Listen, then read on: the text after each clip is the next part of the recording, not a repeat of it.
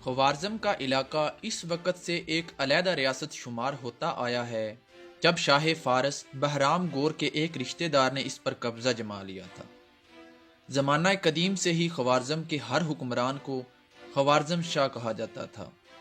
تاریخی روایت کے مطابق کہ خسرو وہ پہلا بادشاہ تھا جس نے سکندر اعظم کے حملے سے 980 برس قبل اس ریاست کے حاکم کو خوارزم شاہ کا لقب دیا تھا۔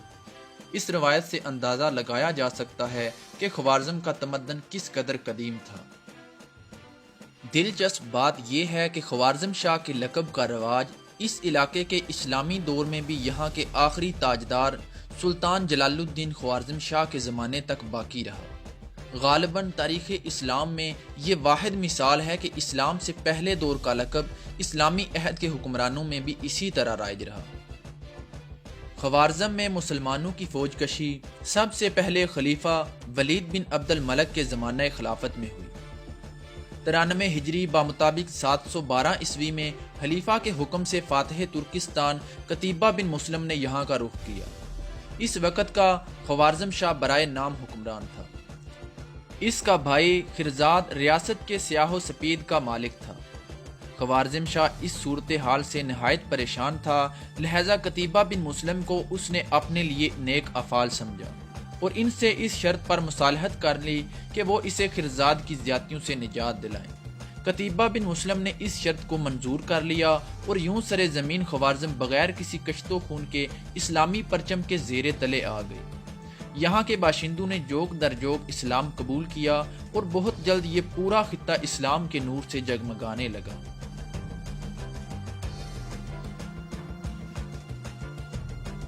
زمانے کی گردش کے ساتھ ساتھ تخت خوارزم پر یکے بعد دیگر مختلف حکمران برجمان ہوئے، مگر یہ سب خلافت اسلامیہ کے ماتحت ایک صوبے دار کی حیثیت رکھتے تھے۔